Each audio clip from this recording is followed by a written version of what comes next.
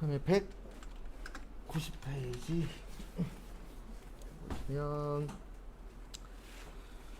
재무제표의 작성 방법하고 저기 192페이지 보시면은 손익계산서 작성 방법이라고 있으실 거예요. 요건 나중에 이론 문제 풀이할 때 그때 자세하게 볼 겁니다. 그 다음에 이제 쭉 넘어오셔서 202페이지.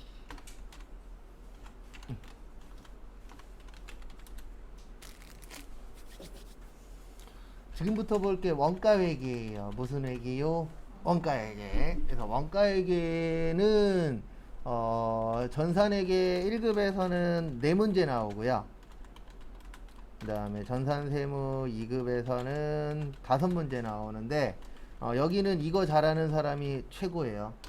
암기.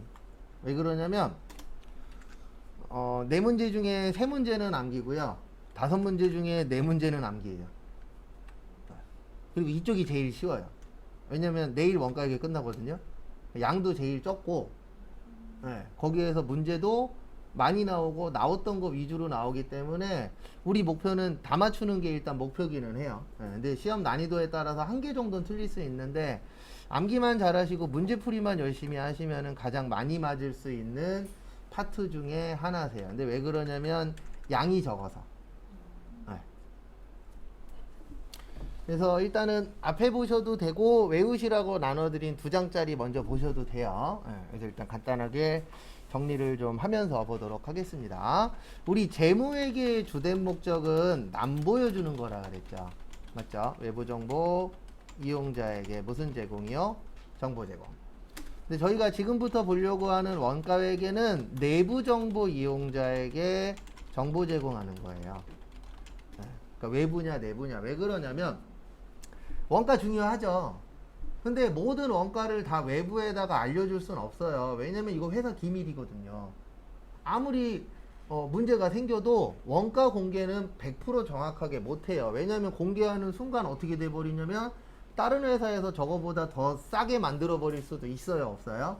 있죠. 그래서 원가는 되게 내부에서는 중요한 것 중에 하나입니다. 왜냐면 원가가 얼마냐에 따라서 판매되는 금액도 정해질 것이고 그 다음에 판매되는 금액에 따라서 내가 가져갈 수 있는 이익도 어떻게 되는 거예요? 정해지겠죠. 그래서 원가가 얼마냐가 진짜 중요해요. 물건을 만들어서 파시는 분들한테는. 그래서 뭐 제조회사에도 중요하고 그 다음에 뭐 음식점도 중요하고 그래서 원가라는 게 얼마냐가 중요하잖아요. 그래서 모든 회사의 목표는 하나잖아요. 싸게 사서 어떻게 팔자? 비싸게 팔자. 근데 그것도 이제 힘듭니다. 저는 진짜 돈이 있어도 할 게 없어도 만약에 누가 시켜준다라고 해도 사업은 안 할 거예요. 왜냐면 너무 힘들 것 같아요. 간접 경험은 몇 번 해봤거든요. 간접 경험은 해봤는데 힘들어요. 왜냐면 다 내면 같지 않아. 그 저희 와이프가 제일 많이 하는 말이 있어요. 오빠 부하 직원 아닌 게 다행이라고 그랬고 저도 맨날 그래요. 맞아. 와이프랑 저랑 성향이 전혀 안 맞아요. 와이프는 좀 즉흥적인 사람이고 저는 이제 좀 계획을 세워서 하는 사람. 그러니까 당연히 계획을 세운다 그래서 잘 되는 건 아닌데 제가 지금까지 살면서 즉흥적으로 해갖고 잘 된 게 하나도 없어요. 그러니까 즉흥적으로 하면 실패할 확률이 더 높다라고 보는 사람이라. 근데 저희 와이프는 뭐든지 다 즉흥적이에요. 그리고 초반에 되게 많이 붙었어요. 그것 때문에 다툼이 좀 있었죠. 왜냐면 약간 이런 식이거든요. 저녁에 누워있다가 갑자기 여행 갈래. 진짜 그러진 않지만 약간 그런 스타일. 저는 여행을 몇 월 며칠 날 갈 거야. 그러면은 거기에 맞춰서 계획을 쭉 짜요. 그리고 신혼여행 갈 때도 제가 계획 다 짰어요. 근데 그랬던 건 이제 돈이 없어서 와이프가 처음에 크로아티아를 가지는 거예요. 한참 그때 유행이었거든요. 크로아티아 가는 게. 그래갖고 봤더니 1인당 한 6, 700 깨지겠더라고요. 그러니까 뭐 선물 사고 어쩌고 저쩌고 하면은 넉넉히 2천은 잡아야 되는데 뭐하고 했더니 2천이 안 되는 거예요. 1,000만 원도 안 됐었거든요. 그래갖고 크로아티아는 힘들 것 같습니다. 유럽은 안 될 것 같습니다. 그랬더니 제가 얘기를 했죠. 동남아시아 괜찮으세요? 그랬더니 동남아시아는 또 싫으시대요. 그러더니 또 미국하고 관련이 있으면 좋겠대. 그거 봤더니 괌하고 사이판이 있더라고요. 그러면 그쪽은 좀 아주 비싸진 않잖아요. 저렴하게 갈 수 있으니까. 그래갖고 괌을 갈까 사이판을 갈까 하다가 사이판으로 정했죠. 그래서 사이판으로 정한 다음에 2달 동안 공부를 했어요. 카페도 들어가고 블로그도 보고 그래갖고 6박 7일 갔거든요. 일주일치를 짰어요 제가. 예, 뭐 짜갖고 예, 업체 안 끼고 갔다 왔거든요. 비행기 티켓은 동생이 끊어줘 갖고 그거 갖고 갔다 오고 하여튼 그렇게 해갖고 갔다 왔죠. 예. 근데 저는 약간 그런 스타일이라. 근데 그건 있습니다. 계획한다 그래서 계획대로 당연히 안 되는데 계획해서 하면은 틀어지더라도 빨리빨리 찾을 확률이 어때요? 높아요. 근데 즉흥적으로 하면은 꼭 나중에 문제가 조금 더 크게 나더라고요. 해보니까. 근데 어쨌든 저는 이래저래 간접 경험을 해본 결과 저는 보조하는 사람이 어울리더라고요. 나를 따르라 이거 못하겠어요. 예, 왜냐면 나를 따르라 그러면은 나 안 따르고 저쪽 길로 막 가잖아요. 그럼 이거를 끌고 와야 되는데 그러다 보면 화딱지가 나는 스타일이라. 예, 머리보다 그때 되면 이제 입이 먼저 나가는 스타일이라 안 되겠더라고요. 그 다음에 우리 재무회계 때에는 5가지가 있었죠. 자산, 부채, 자본, 수익, 비용이 있었는데 원가는 3가지로 되어 있어요. 그래서 그거를 원가의 몇 요소라 그러세요? 3요소. 3가지밖에 없어요. 크게 봤을 때는 우리 재료 필요하죠? 그 다음에 사람 월급 줘야 되죠? 그 다음에 나머지 돈 들어가는 거 있어요? 없어요? 있어요. 그래서 이렇게 딱 3가지. 근데 왜 3가지냐면 제조회사에서 제일 많이 나가는 것 중에 하나가 재료비하고 뭐예요? 노무비예요. 그리고 나머지는 다 자잘해요. 그래서 이 2가지가 차지하는 비율이 엄청나게 높습니다. 제조회사들이. 그래서 제조회사들이 인건비 오른다 그러면은 민감할 수밖에 없어요. 특히 노무비 비율이 높은 곳들이 있어요? 없어요?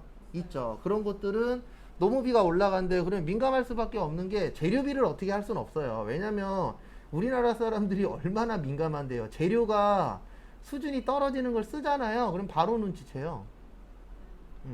그래서 대표적으로 식당 같은 경우도 처음에 이제 고깃집들 있잖아요. 신장 개업한 데 가면 맛있습니다. 네. 왜냐면 대부분 처음에는 좋은 고기를 쓰니까. 맛있어서 한 2-3달 후에 또 가봤어. 그랬더니 고기질이 떨어지는 경우들이 발생하죠. 그거 금방 눈치채요. 네. 그래서 제가 봤을 때 식당이 되게 힘들어요. 다른 쪽보다. 근데 그게 딴 것 때문이 아니고 사람들의 눈높이가 어떻게 됐죠? 올라갔죠. 왜냐면 저도 그렇지만 맛있는 거 찾아다니잖아요. 기왕이면은 맛있다라는 집 가서 먹으려고 하지 그냥 뭐 내가 진짜 단골이 아닌 이상은 평범한 식당 잘 안 가려고 그러잖아요. 그러다 보니까 인테리어도 좋게 해놔야 되고 인테리어만 좋으면 안 돼요. 가격도 적당해야 되고 맛은 또 있어야 돼. 그러니까 우리나라 사람들이 되게 못됐어요. 네. 싸고 맛있는 집 없습니다. 그거 욕심이잖아요. 맞죠? 싸고 맛있는 집은 있어요? 없어요? 없어요. 근데 이거는 확실히 있어요. 비싸고 맛있는 집은 많아요. 네. 그래서 저도 뭐 1년에 자주 먹진 않지만 비싼데 한두 번씩 가보면 비싼 이유가 있긴 있더라고요. 근데 비싼 집의 특징도 있잖아요. 네. 네. 비싼데 양은 적어. 네. 생각보다 양이 적어요. 네. 오히려 싸고 양 많은 데가 더 많지. 네. 그래서 이렇게 이제 몇 가지로 되어 있어요? 3가지. 그 다음에 추적 가능성에 2가지가 있어요. 직접비하고 간접비인데 여기에서 말하는 추적은 원가 추적하는 거예요. 무슨 추적이요? 원가 추적. 왜냐면 원가가 얼마인지 알아야 되니까. 그래서 이런 경우입니다. 요건 예시인데 만약에 우리 회사가 김치찌개 팔고 김치찌개 만들고 된장찌개 만들어요. 예. 그래서 만약에 우리 회사가 찌개 만드는 회사다. 예. 된장찌개. 그래서 만약에 김치찌개에다가는 고추장 넣고 된장찌개에다 뭐 넣어요? 된장. 이렇게 하나씩만 들어가는 걸 직접비라 그래요. 무슨 비요? 직접비.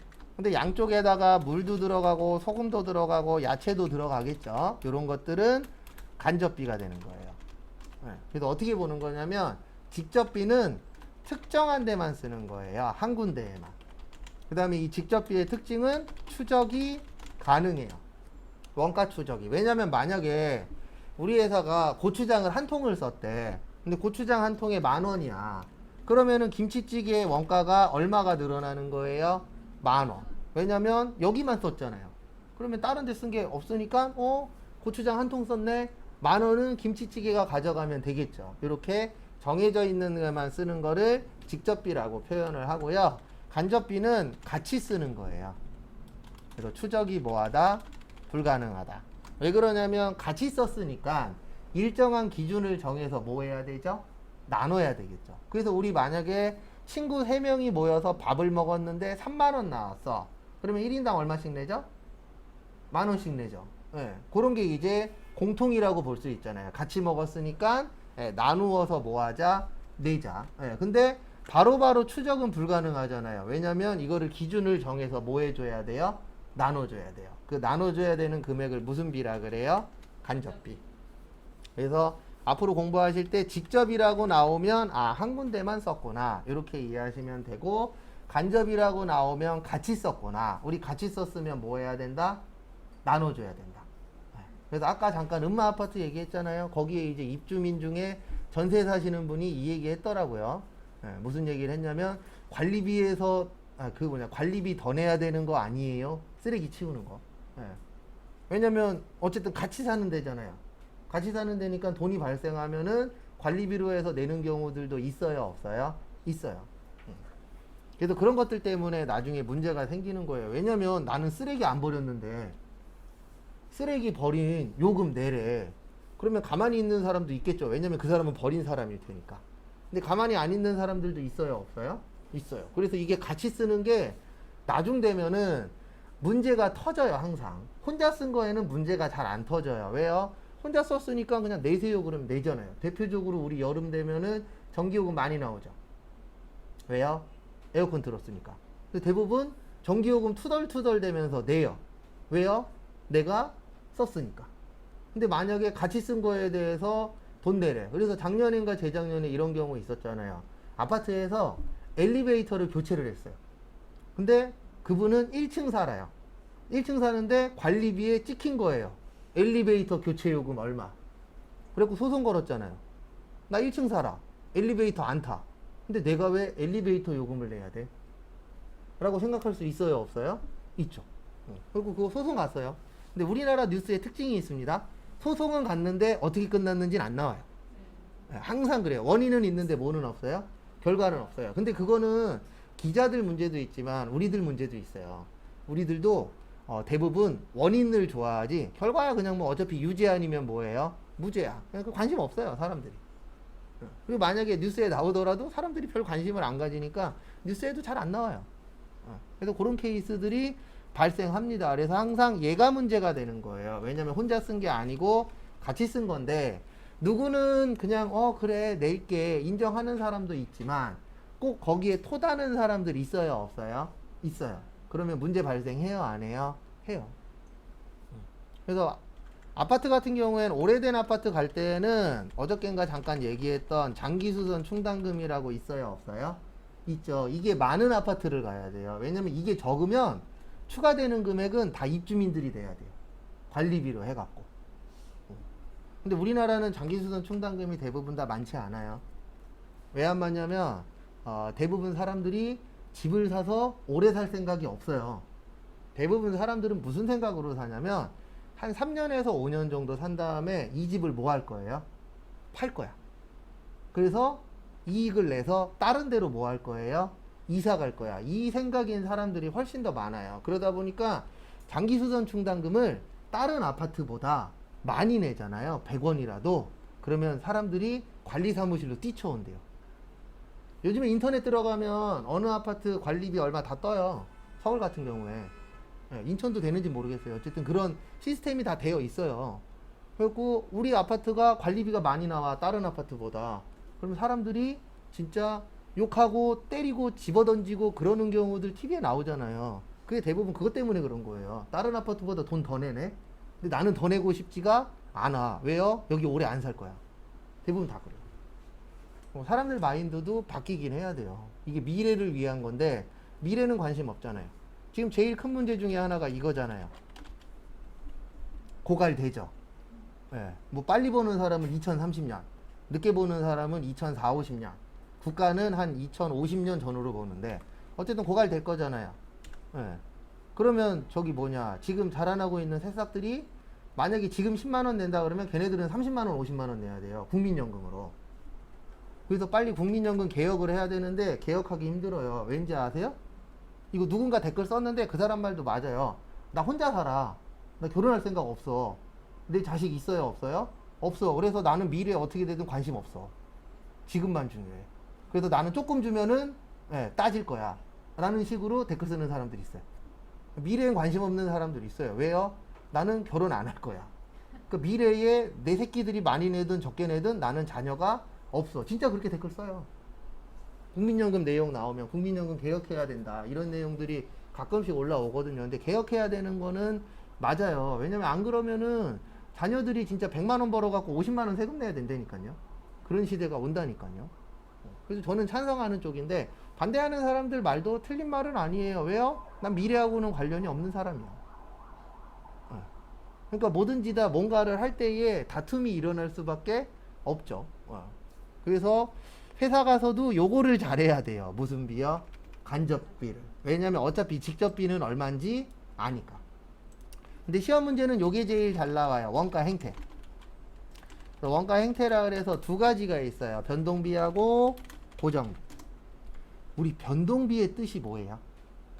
변동. 뭐 한다? 네, 바뀐다. 움직인다. 고정은요? 안 움직인다. 일정한 걸 우리가 고정비라고 표현하잖아요. 변동비의 가장 대표적인 게 재료비하고 노무비예요.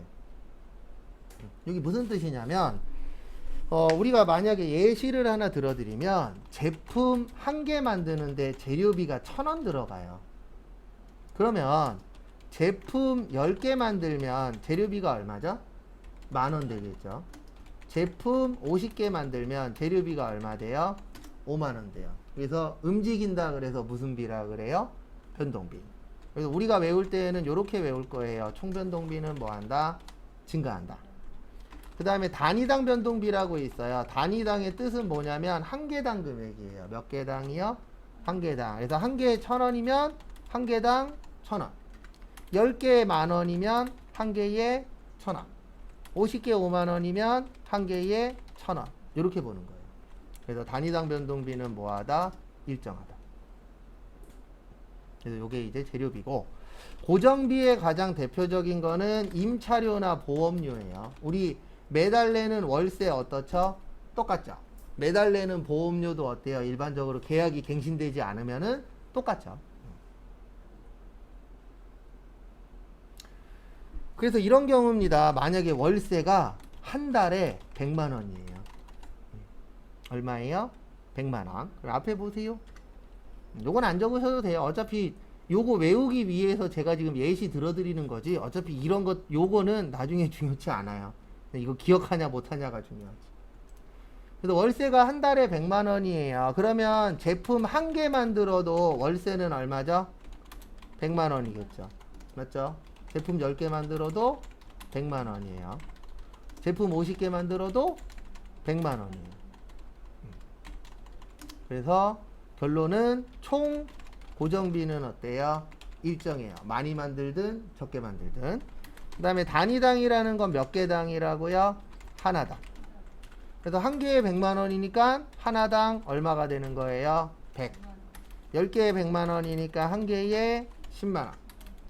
그 다음에 50개에 100만 원이니까 하나에 2만 원. 그래서 단위당 고정비는 뭐예요?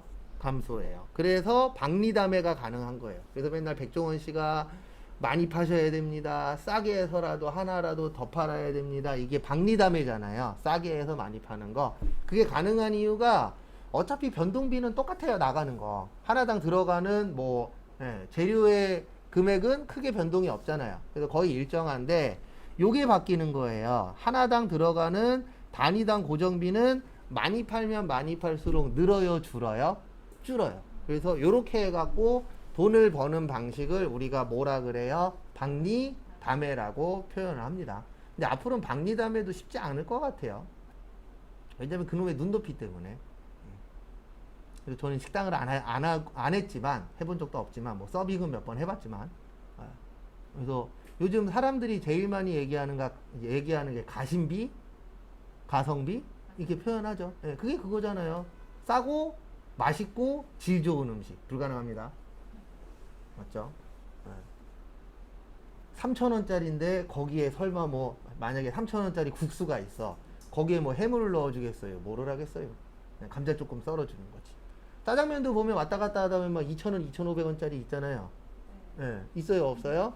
있어요. 예, 그런 거랑 6,7천원짜리랑 먹어보면 안에 있는 그 재료들의 차이가 있어요, 없어요? 있어요. 예. 근데 저도 한때는 싼 거 찾아다녔어요. 그리고 예전에 부천에서 일할 때 거기 3,000원짜리 김치찌개집이 있거든요. 맛이 있든 없든 맨날 거기 가서 먹는 거예요. 왜냐면 싼 거 먹을 때는 무조건 목표는 하나거든요. 버티기 위한 거지. 예. 맛이 있을 거라고 무조건 생각하면 돼요? 안 돼요? 안 돼요. 예. 근데 요즘 분들은 싸고 뭐 해야 돼요? 맛있어야 돼가 기본이죠. 근데 종종 사 먹는데 사 먹을 때마다 그 생각은 해요. 비싼 데 가서 먹으면 맛은 있구나. 근데 싼 데 가서 먹으면 그냥 오늘은 버티기 위한 거야. 예. 근데 이제 앞으로 버티는 것도 돈이 많이 듭니다. 이제는 김치찌개도 7, 8천 원 줘야 되잖아요. 예. 웬만한 데 가면. 예. 서울 가서 조금 괜찮으면은 10,000원 넘어요. 김치찌개도 10,000원 왔다 갔다 해요. 실제. 물가는 계속 오르고 있죠. 그래서 우리가 외울 땐 이렇게 외울 거예요. 총변동비는 뭐 한다?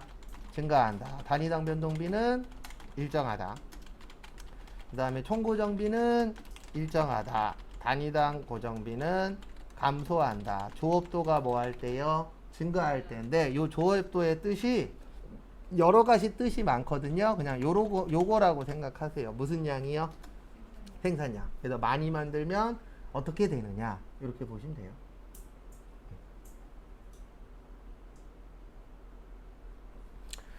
그 다음에 두 가지가 더 추가가 됩니다. 그래서 두 가지가 더 추가가 되는데요. 그 중에 하나가 뭐냐면 요거예요.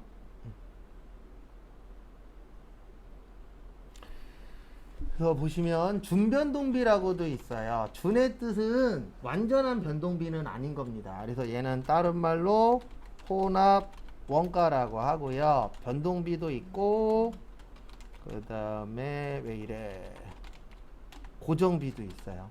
그래서 두 개가 섞여 있다 그래서 무슨 원가라 그래요? 혼합 원가라고 하는데 기본 요금이 있어요. 준변동비는.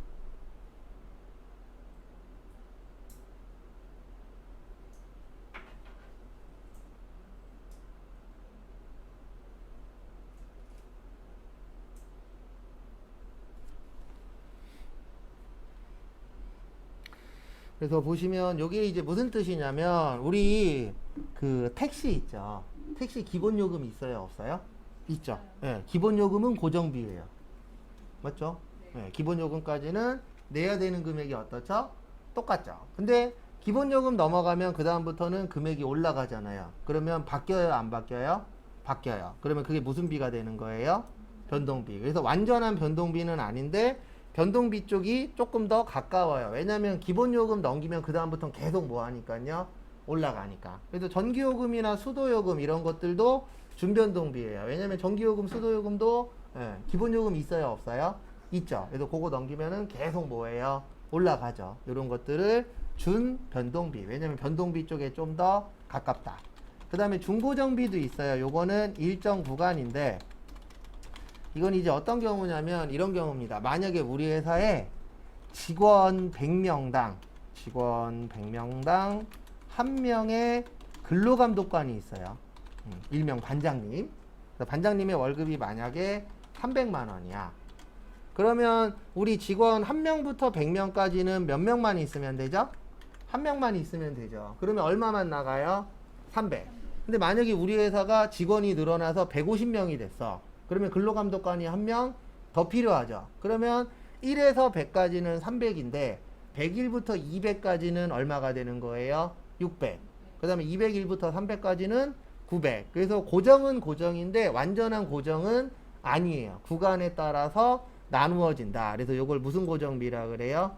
중고정비. 그 다음에 계단형이라고도 하는데 왜 계단형이라고 하는지 보여드릴게요. 여기 앞에 잠깐 보시면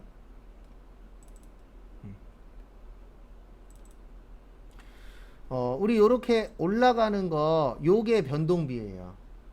왜냐면 변동비는 만들면 만들수록 가격이 어떻게 돼요? 올라가죠. 재료비나 이런 것들이. 그 다음에 요게 고정비예요. 직선이. 왜냐면 고정비는 뭐 하다고요? 일정해요. 그 다음에 가다가 올라가면 요게 준변동비예요. 왜냐면 여기까지는 무슨 요금이에요? 기본요금. 그래서 기본요금까지는 쭉 똑같다가 기본요금 넘기면 그 다음부터는 어떻게 돼요? 상승하죠. 우리 핸드폰 요금도 여기에 해당이 됩니다. 왜냐면 핸드폰 요금도 기본요금까지는 어때요? 똑같아요. 그랬다가 기본요금 넘기면 그 다음부터 올라가죠. 그 다음에 중고정비는 이렇게 되는 거예요. 요게 300만원. 그 다음에 얼마요? 600만원. 그 다음에 900만원. 이렇게 돈이 올라가잖아요. 예. 그래서 이렇게 생긴 거는 준고정비라고 하는데, 옆에서 봤을 때 계단처럼 생겼다 그래서 무슨 형이라고도 해요? 계단형이라고도 표현을 합니다. 그거 참고하시고.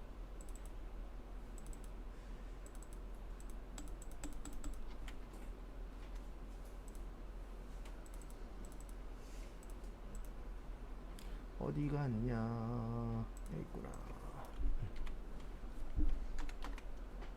그래서 한 번 더 간단하게 밑에다가 적어 드리면 이렇게 되는 거예요. 올라가는 건 무슨 비라고요?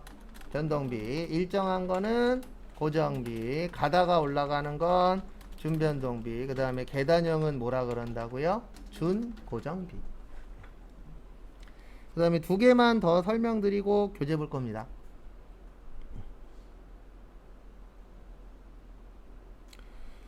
그래서 보시면 공식 두 가지만 볼 거예요. 그래서 기초원가 또는 기본원가라는 게 있고요.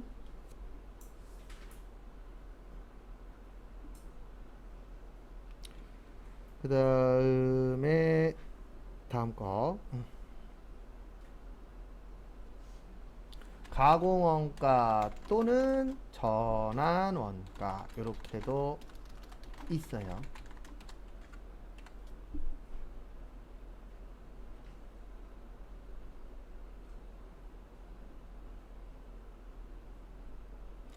그래서 기초원가 또는 기본원가는 이렇게 됩니다. 직접 재료비 더하기 직접 노무비. 가공원가는 직접 노무비 더하기 제조 간접비인데요. 요거는 설명드릴 겁니다.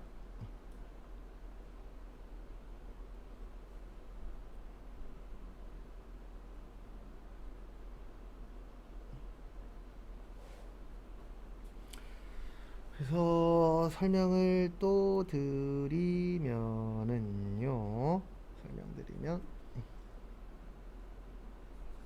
앞에 보시면 우리가 기초원가 또는 기본원가라고 해요. 예, 왜 그러냐면 우리가 물건을 만들려면 제조회사라고 생각했을 때 가장 기본적으로 재료 있어야 되죠.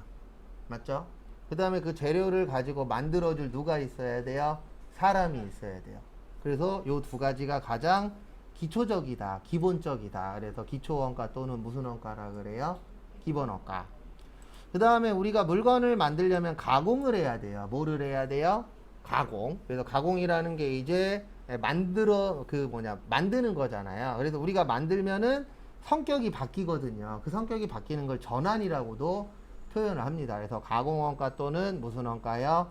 전환원가인데 요거는 재료가 있다라는 전제 하에 보는 거예요. 왜냐면 재료가 있어야만 가공을 할 수가 있잖아요. 그래서 가공을 하려면은 가공을 할 누가 있어야 돼요? 사람이 있어야 돼요. 그래서 직접 노무비. 그 다음에 그거를 가지고 만들어야 되는데 만들려면은 전기도 써야 되고 가스도 있어야 되고 월세도 내야 되고 여러 가지 돈들 들어가죠. 그 나머지 돈들을 다 합쳐서 뭐라 그러냐면 제조 간접비라고 합니다. 무슨 간접비요? 제조 간접비. 그래서 제조 간접비는 이렇게 생겼어요. 간접 재료비, 간접 노무비, 간접 경비. 그래서 간접비들끼리 합친 걸 뭐라 그래요? 제조 간접비라고 표현을 합니다.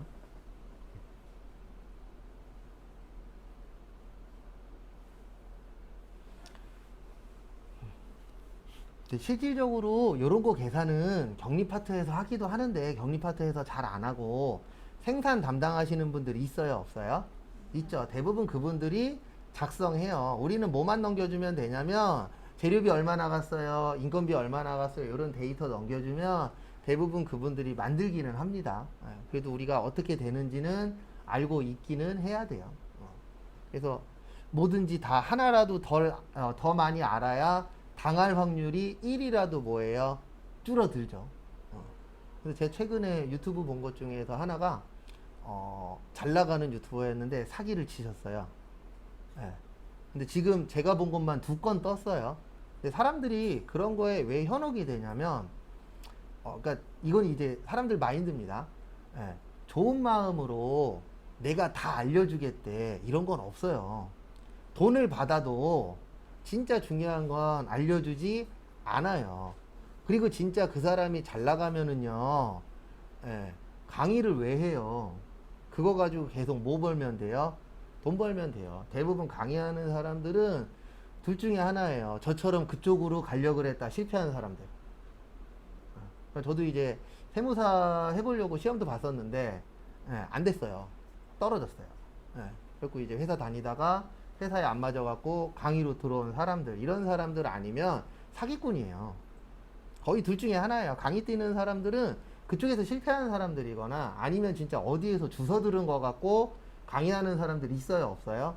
있어요. 근데 웃긴 게 뭐냐면 주워 들은 사람들이 강의가 더 잘 돼요. 네, 이게 웃긴 게 그거예요. 진짜 능력 있고 수업 잘하는 사람들이 실질적으로 이렇게 잘 나가는 사람 중에 몇 명 없어요.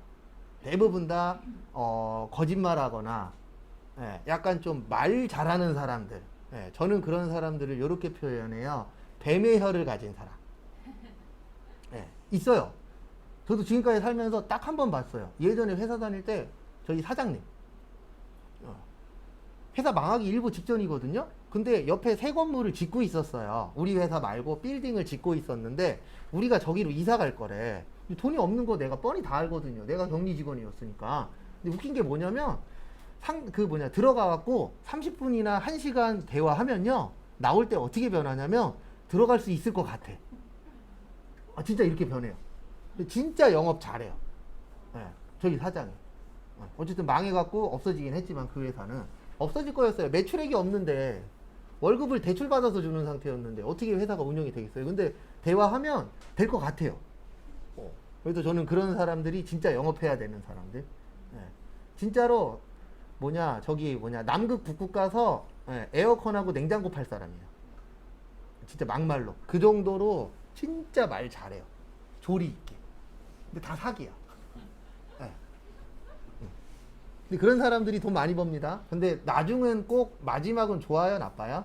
나빠요. 왜냐면 사람들이 바보 아니잖아요. 뭔가 막 대화하다 보면 뭔가 하나 두 개씩 이상한 거 보여요, 안 보여요? 보이죠. 그리고 그거에 대해서 확인시켜 달라 그러면 확인을 시켜줄 수가 없어요. 왜요? 가짜니까. 근데 그런 사람들이 돈 많이 벌어요, 원래. 제가 봤을 때 부자들은, 부자 중에 100% 맞는 건 아니지만 착한 사람은 많지 않아요. 착하면 부자 못 돼요. 맞죠? 네. 착하면 부자 못 돼요, 진짜로. 부자 될 확률이 현저히 낮아져요. 못 되고 나빠야 돈 많이 벌어요. 그래서 저도 영업을 해봤지만 영업 몇 달 하고 다 그만뒀어요. 왜냐면 영업을 잘하려면 거짓말을 해야 되는데 못하겠어요. 네.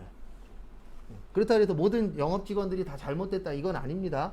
우리 회사에 무슨 점만 알려줘야 돼요? 좋은 점만 알려줘야 물건이 팔리잖아요. 네. 근데 저는 여기에서 수업할 때에도 여기 안 좋은 점부터 해서 다 얘기 다 하거든요. 근데 저 같은 사람은 돈 못 벌어요. 그냥 일복만 많아요. 떼돈은 못 벌어요. 해보니까. 그래서 거기 교재 보시면 원가회계. 그래서 원가회계는 아까 잠깐 설명드렸지만 내부에 중요한 거예요, 외부에 중요한 거예요? 내부에 중요한 거죠. 왜냐면 원가가 얼마냐는 이 내부 사람 중에 대표적인 사람이 사장님이거든요. 사장님은 원가 얼마인지 궁금해해요. 왜냐면 원가를 알아야 남는 게 얼마인지 아니까. 그래서 대부분 사장님들은 이거 하나 팔면 얼마 정도 남아 계산 다 이미 되어 있어요. 그래서 편의점 사장님들도 담배 한 갑 팔면은 얼마 남는다 이런 거 알아요, 몰라요? 알잖아요. 왜요? 이미 다 원가 계산 다 되어 있으니까. 그 다음에 원가회계의 목적 보시면 재무보고 목적이라고 있는데 요 재무보고 목적이 뭐냐면은요, 이 목적이에요. 지금 교재 보는 거예요. 202페이지. 202페이지 보시면 거기 가운데쯤에 재무보고 목적 있죠. 요게 뭐냐면 나중에 요거는 실기할 때 외울 건데 그 원가회계에서 만드는 게 제조원가 명세서라고 있어요. 이게 뭐냐면 원가가 얼마다라고 만드는 표예요. 명세서. 그래서 이거를 만들도록 되어 있습니다. 근데 이거가 이제 어디로 넘어가냐면 얘하고 연관이 있어요. 손익계산서. 요거는 재무회계예요. 그래서 이게 무슨 뜻이냐면은 우리 재무회계에서는 이익 났냐 손해 났냐 계산을 해야 되잖아요. 근데 그거 계산을 하려면 원가를 알아야 돼요? 몰라도 돼요? 알아야 돼요. 원가 모르면은 얼마 남는지 계산할 수가 없죠. 그래서 이 원가회계는 재무보고 목적도 있다 없다? 있다. 왜냐면 원가를 알아야만 재무회계에서 이익 났느냐 손해 났느냐 계산할 수도 있죠. 그 다음에 관리 통제 목적. 요것도 있습니다. 그래서 사장님이 관리를 하려면 원가를 알아야 돼요. 왜냐면 이러면 안 되잖아요. 우리 회사에서 만들면 무조건 적자야. 외부에다 맡기는 게 훨씬 더 싸. 이러면 우리 회사에서 만들어야 돼요? 외부 업체한테 넘겨야 돼요? 외부 업체한테 넘겨야 되겠죠. 그래서 저도 들은 얘기인데 아마 맞을 거예요. 제가 알고 있는 게. 나이키 아시죠? 아디다스 아시죠? 걔네 공장 없어요. 자체 공장 없어요. 다 어떻게 하냐면 외국에 있는 회사들한테 맡기는 거예요. 너네 이거 몇 개 만들어줘. 몇 켤레 만들어줘. 이렇게 해갖고 그거 만들어서 뭐 하는 거예요?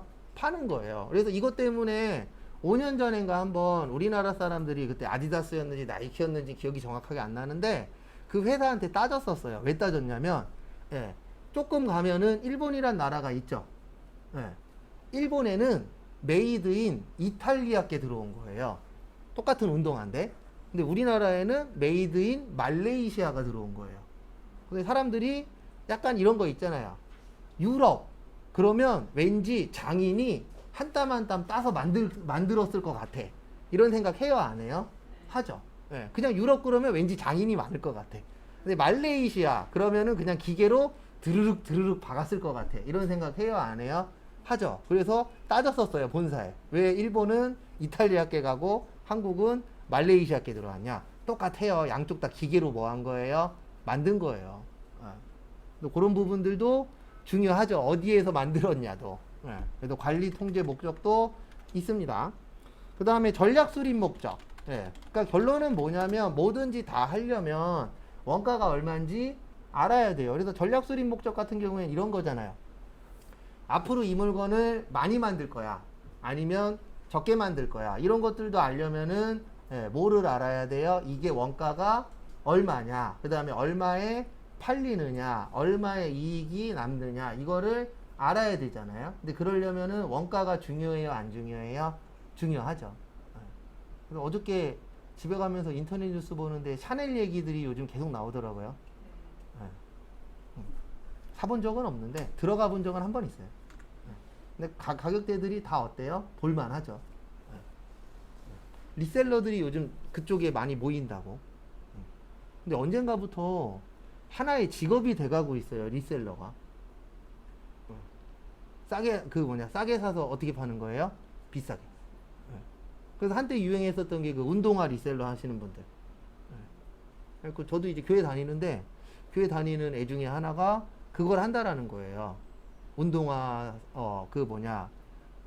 많이 안 나오고 몇 개만 나오는 것들 있잖아요. 그런 거 이제 추첨해 갖고 당첨되면은 그거 받아서 다시 이제 되파는 거. 근데 리셀러는 힘든 게 뭐냐면 딱 하나예요.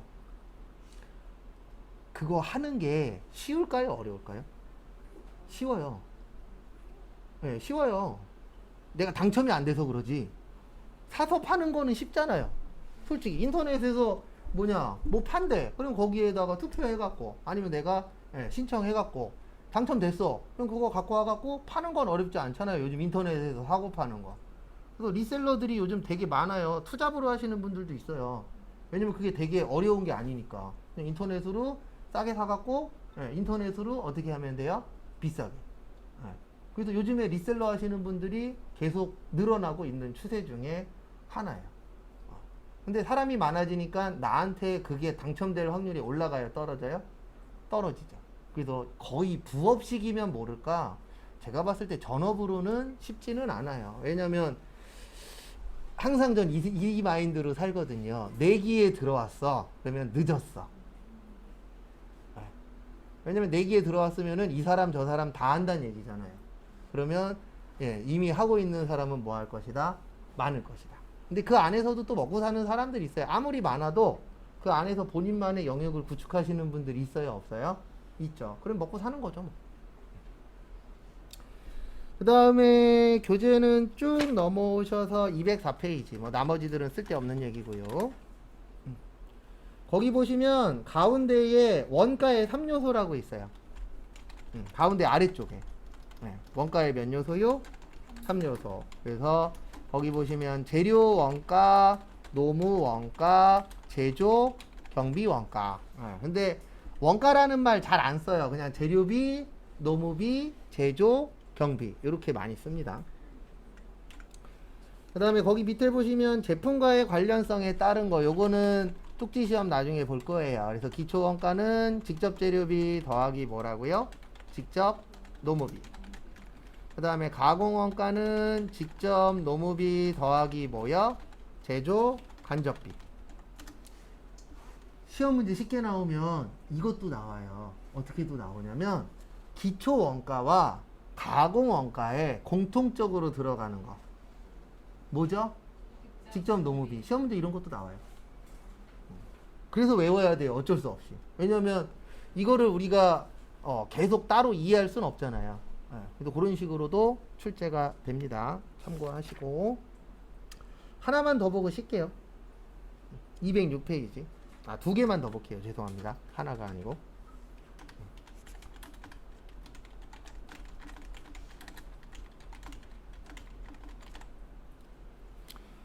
거기 206페이지 보시면 통제 가능 원가하고 통제 불능 원가라고 있어요. 뭐하고 뭐 있으세요? 통제 가능하고 통제 불능.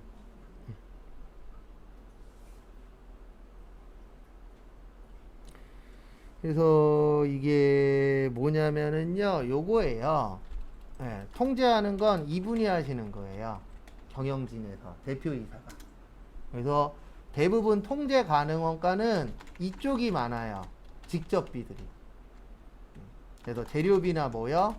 노무비. 이런 것들은 어느 정도 경영진에서 통제할 수가 있습니다. 그래서 뭐냐면 우리 일반적으로 1년에 한 번씩 이제 계약하잖아요. 사장님하고 앉아서 월급 올라가냐 떨어지냐 동결이냐 이런 거 해요 안 해요? 하죠. 그러면 그거 할 때 사장님들이 조정할 수 있어요 없어요? 있어요. 그래서 앉을 때 요즘 힘들어 그러면 동결 내지 감봉이구나 이렇게 되는 거고, 요즘 회사가 괜찮아졌어 그러면 올라갈 수 있어요 없어요? 있죠. 근데 요거는 누가 정하는 거예요? 경영진에서. 그 다음에 재료 같은 경우도 경영진에서 바꿀 수 있어요. 왜냐면 원래는 국산을 썼는데 국산을 계속 쓰긴 힘들 것 같아. 그러면 수입산으로 대체할 수도 있어요 없어요? 있죠. 근데 그거 누가 정해요? 대부분 사장님이 정하죠. 그 다음에 통제불능 원가는 대부분 간접비예요. 아니, 간접비가 아니고 저기 고정비. 그래서 뭐냐면 뭐 월세라던가 임차료라던가 보험료. 또 사장님이 이럴 수 있잖아요. 어떨 수 있냐면은 사장님이 보험료가 비싸대.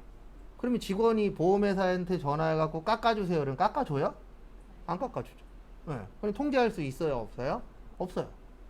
그 다음에 월세가 비싸대. 그럼 집주인한테 전화해갖고 월세 깎아주세요. 그러면 반대로 이렇게 나올 수도 있죠. 집세가 비싸면 나가세요. 이럴 수도 있어요 없어요? 있죠. 그러면 통제하기가 쉬워요 어려워요? 어렵죠. 대부분 고정비는 통제하기가 어때요? 쉽지 않아요. 그래서 장사를 하든 뭐를 하든 일반적으로 여러분들도 똑같아요. 저도 똑같고 고정비가 높으면 안 돼요. 일반적으로 우리가 그냥 생활을 해도 고정비가 높으면 안 돼요. 이런 분들이 있어요. 200만 원 버는데 만약에 내 원룸 살아. 원룸이 월세가 100만 원이야. 이러면은 힘들어지는 거예요. 왜요? 내가 숨만 쉬어도 100만 원이 나가잖아요. 근데 난 얼마를 벌어요? 200을 벌어. 이러면은 돈 모아요? 못 모아요? 못 모아요. 왜냐면 나머지 100만 원 갖고 생활하면은 남는 게 거의 없을 거니까. 그래도 고정비를 얼마에 맞추느냐 요것도 중요합니다. 그래서 서울의 집값이 오르면 난리가 나는 이유 중에 하나가 월세 사시는 분들 월세 가격이 어떻게 돼요? 올라가죠. 그래서 요즘 계속 인천 얘기가 나와요. 부동산 쪽 보면. 왜냐면 이제 저쪽 서울에서 이제 쫓겨나는 사람들이 인천, 부천이나 경기도 쪽으로 뭐 하죠? 예, 이사 가는 거죠, 현재. 근데 또 중요한 건 뭐냐면 돈 벌면 또 다시 어디로 가요? 서울로 가요. 예. 모르겠어요. 저는 서울에서 사는 거 별로던데. 딴 건 다 좋은데 사람이 너무 많은 거 별로 안 좋아라 해서. 어느 정도 있는 건 괜찮은데 서울은 어딜 가든 사람이 버글버글 하잖아요. 왜냐면 인구 밀집도가 워낙에 높으니까. 전 그거 별로 안 좋아라 해서. 그리고 요즘엔 또 저거 하시는 분들도 많고 마스크 벗고 다니시는 분들. 이거는 법이 약해서 그래요. 외국처럼 외국의 어느 나라인지는 정확하게 기억 안 나는데 어떤 나라는 마스크 벗고 다니다 걸리면 뭐 벌금이 한 2, 300 한다면서요. 근데 우리나라는 벌금 얼마예요? 10만 원이에요. 근데 그것도 웃긴 게 뭐냐면 걸리면 10만 원 아닙니다. 이러면 10만 원이에요. 걸렸어. 그러면 가갖고 마스크 쓰세요. 근데 썼어. 그러면 끝나는 거예요. 네. 그것도 거부해야 얼마 내는 거예요? 10만 원. 그러니까 사람들이 안 지키려고 해도 방법이 있어요? 없어요? 없죠. 네. 그 다음에 거기 밑에 있는 거 하나만 더 볼게요. 변동비하고 고정비인데 이렇게 외우시면 돼요. 총변동비는 어떻게 된다? 증가한다. 단위당 변동비는 일정하다. 그 다음에 고정비는 총고정비는 어떻다? 일정하다. 단위당 고정비는 어떻게 된다? 감소한다. 조업도가 뭐 할 때요? 증가할 때. 그 다음에 준변동비는 혼합원가라고 해서 변동비도 있고 고정비도 있고 얘는 무슨 요금이 존재한다고요? 기본요금. 그 다음에 중고정비는 일정 뭐요? 부가. 그 다음에 무슨 형이라고도 한다고요? 대단형. 이렇게 해서 추후에 외울 겁니다. 근데 왜 외우냐면 진짜 그냥 이렇게 나와요. 어떻게 나오냐면 총변동비는 일정하다 이런 식으로 나와요. 그럼 이거 O예요? X예요? X죠. 왜요? 총변동비는 뭐 하니까? 증가하니까. 진짜 시험 문제 이런 식으로 나와요. 그럼 외우면 맞출 수 있고 못 외우면 못 맞추고. 그래서 어쩔 수 없이 뭐를 할 거예요? 암기를 좀 할 겁니다. 그 다음에 잠깐 쉬었다가 11시 40분에 거기 뒤에 거 조금 더 보고 오늘 수업 그 다음에 마지막 시간에는 분계 남은 거 좀 풀 거예요. 그래서 잠깐 쉬었다가